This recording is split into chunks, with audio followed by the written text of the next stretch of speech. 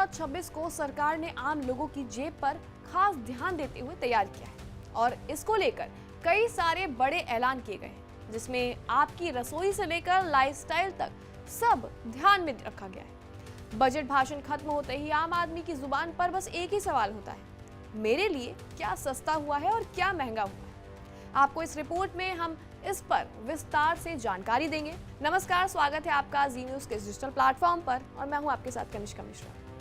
आज वित्त मंत्री निर्मला सीतारमण ने संसद में लगातार 9वीं बार बजट पेश किया है। ये मोदी सरकार का 15वां बजट है और इसका सीधा असर आपकी जेब, आपकी रसोई और आपकी रोजमर्रा की जिंदगी पर पड़ सकता है। सबसे पहले आपको हम अच्छी खबर देते हैं, यानी कि ये खबर जो आपके लिए सस्ती हुई चीजों के बारे में है। बजट के बाद विदेश यात्रा सस्ती हुई है। आपको बता दें कि विदेश यात्रा पर TCS में कटौती का ऐलान हुआ है। पहले 5% और अब 2% TCS किया गया है। और इसके अलावा आपको बता दें कि दवाइयाँ सस्ती हुई हैं, खास करके कैंसर की 17 दवाइयाँ और शुगर की दवाइयाँ सस्ती हुई हैं। इलाज अब थोड़ा और आसान हो जाएगा और थोड़ा सस्ता भी हो जाएगा।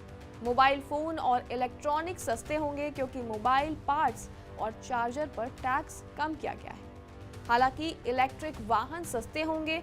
EV बैटरी बनाने में लगने वाले जो कच्चे माल हैं उन पर टैक्स घटाया गया है। इसके अलावा सोलर एनर्जी से जुड़ी चीज़ें सस्ती हो गई है, जिससे घर पर सोलर पैनल लगवाना आसान हो जाएगा आपके लिए।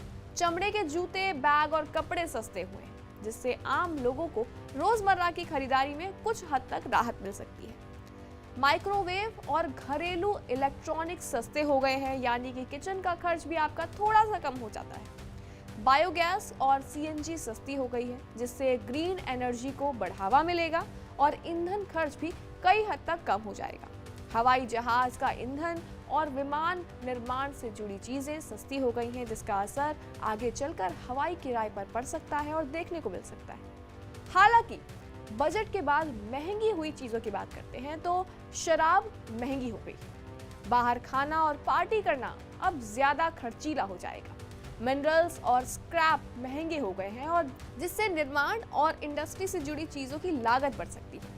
कोयला महंगा हो गया है और इससे आगे चलकर बिजली और फैक्ट्री खर्च पर असर पड़ सकता है। सिगरेट, पान मसाला और तंबाकू का जो सामान है वो भी बहुत महंगा हो गया है। कुल मिलाकर केंद्रीय बजट 2026-27 में सरकार ने संतुलन बनाने की कोशिश की है।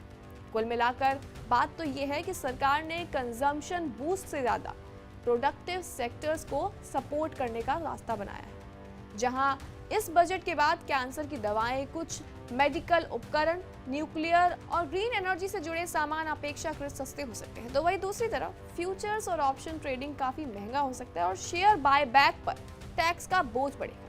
हालांकि इस बजट के बारे में आपकी क्या राय है? कमेंट सेक्शन में अपनी राय जरूर दें और ऐसी तमाम जानकारियों के लिए बने रहे जी न्यूज़ के साथ।